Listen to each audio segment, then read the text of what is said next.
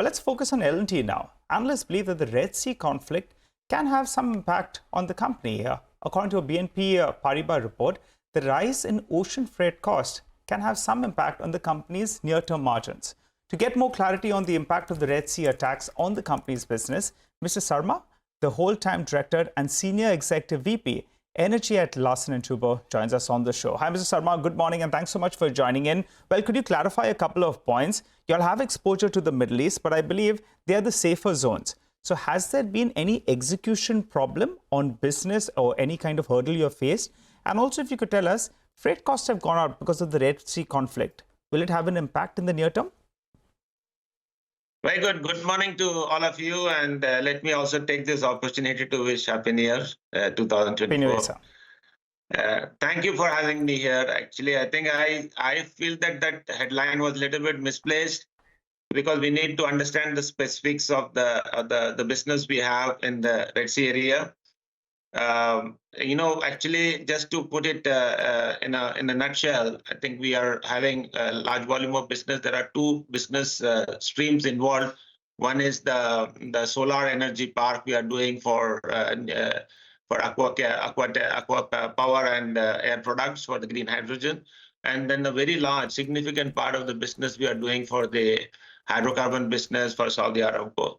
Now, in this, I think the large part of the business is for Saudi Aramco, and that is all in the eastern province. I mean, eastern province means we are far away from the conflict zone of Red Sea. We have most of our businesses in the Gulf Coast, and all the plants are located on land. And at this point in time, we see absolutely no signs of any concerns there. Business is running very normal, and there are more projects getting awarded. And most of our materials, whatever is required for the project, either is in-sourced within the country or also it is coming through the Gulf Coast, and when there's no conflict at all. Of course, the solar part is more on the West Coast in the NEOM, and that project, as you know, is for the government, PF, and it is well secured. In fact, there's a lot of activities happening. To some extent, logistic in that area, in the Suez channel is impacted, no doubt. But most of our deliveries are on CIF basis. They are delivered to the site. So as such, we don't see any impact on the monetary terms. There could be some slight delay in terms of timing, obviously, because Mr. Sarma? The number of freights. Yeah. Right. So, Mr. Sarma, what you're trying to tell us is that because of the conflict that's currently underway in parts of the Middle East, it has had no impact on the execution in terms of business, point number one. And this spike in freight cost as well will not have that big impact on business. Are we getting both those 2 points correct? That's correct. Exactly. You got it right. And I think that's the way we see it at this point in time. And I mean, as I said, I mean, for us, there is no signs of any disturbance, and everything is running quite normal. In fact, we are in the process of ramping up and increasing our resources, and we see the activities picking up. I mean, unless some major escalation happens, we don't see any impact at this point in time. Okay, so for the Saudi Aramco project, there's no impact, but you said even the solar energy park in the West Coast, that as well is secured. So there's been no rise in freight costs over there. Not at all. Just to clarify. Not at all. In fact, there are a lot of activities. There's increase in the activities.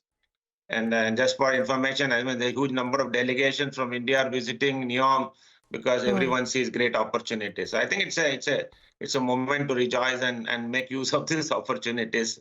Of course, we have to be cautiously optimistic in terms of keep our ears to the ground, and you're watching it closely, and we have mitigations planned if required to put it in place. Got it. Okay, that's very good to hear. Actually, it's a big relief for your shareholders that freight costs have not gone up for you. Can you tell us where can you end FY24 with in terms of both order inflow and revenue growth? Is there an upside risk to both these levels? And can you give us a little more clarity on how the year could end? Yeah, actually, we are in the silent period, as you know, because this is this 1 month. I can't talk anything about the business because our board meeting is in the end of this month. So I am kind of restricted from giving any statements, forward-looking statements. at this point in time. So please apologize. I cannot answer that question. No, that's fine. I understand completely. But there is some concern that, generally the government slows down in terms of awarding orders during election time. Is that a valid concern, and how is the situation on the ground without taking any numbers? Just wanted to understand how the situation is. I mean, our bid pipeline has been pretty strong, as you have seen. I think those statements had come before. And we still see that whatever bids we have submitted, I think they will continue to move forward. I mean, they don't get interrupted because of the election or whatever other reasons. So, I mean, I think, that's moving normal. All right. Mr. Sarma, I also need to ask you about this Safania project. Various reports are saying that L&T is well placed to secure this. Could you give us your comment on that? And by when should we hear about this project getting closed out? Well, I think there are some developments happening, and we can announce projects only when we reach a certain point of maturity in those prospects. I hope it should happen soon. I think we'll hear soon from us. So have you all already participated, or will you all be participating? I want to know a rough timeline. No. We have submitted the bid for Safania last year. So most of these awards, I mean, they take almost 8 to 9 months. So whatever you are hearing has been in pipeline for a long period of time, and they are part of the pipeline magnitude we spoke about. And then they are sort of getting finalized progressively. So Safania is one of those it should conclude. By the end, sir, of this fiscal year, should we hear about it? It's been going on, as you said, for the last few months. So in the next couple of months, the outcome, do you want to give us a timeline? Sometime in February, should we hear about the outcome? Maybe sooner, yeah. Oh. Okay, that's good to hear. So we can hear about the Safania update sooner than February, perhaps. Got it. Update, I said. I'm not confirming that it is an award. I'm saying that we will know where we stand within next 3-4 weeks. Yeah. That's what I said as well, sir, that you will get an update from you in the next 3-4 weeks. Got it. Can you tell us what are the other orders in the pipeline in the GCC area for the hydrocarbon business? Are you L1 in any other orders? I mean, just trying to understand what's the visibility like. Again, I think I can't give specifics, but generally speaking, what we are seeing is that there is a good amount of momentum still continuing. I think we spoke about that earlier also. And we are not seeing any slowdown either from Saudi Arabia or from UAE or whole of Middle East. And as I hear that there may be a lot of projects coming from Kuwait. So overall, I think it seems to be sort of like a good sort of momentum in the West Asia. Mr. Sarma, we appreciate you joining in and clearing the air with regard to the entire conflict that's taking place in the Middle East and also in terms of business. But just I need to probe you one more thing on the Safania project. You have participated. Hopefully the outcome is within, say, the next month or so. Could you tell us the potential size of this order? Well, I think just a rough size, sir. We'll have to wait to hear about the outcome. We know that you all have participated. But what is a rough size? Just a broad range will do.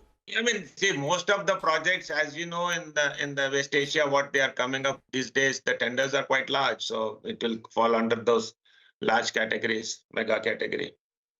Large? Can you quantify it, sir?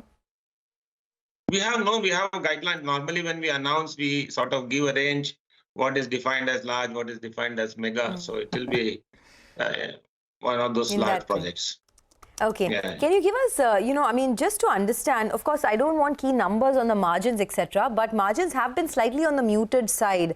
In terms of a timeline, when do you see a revival in margins? Can we see it FY25 onwards? I think we'll have to take these questions and maybe in February. I'm happy to do another interview with you. But I think we should sort of, avoid discussing the financials now. Okay, sir. We'll leave it at that then. Thank you so much for joining us. Appreciate your thoughts here on CNBC TV 18. That's L&T categorically telling us that no, they don't have any impact because of the Red Sea conflict and, they don't expect to see any kind of hit on their margins, etc. They have two business streams, the solar energy park for green hydrogen in the West Coast, which is not impacted, and the hydrocarbon business for Saudi Aramco. That, project as well is not impacted because of the Red Sea conflict.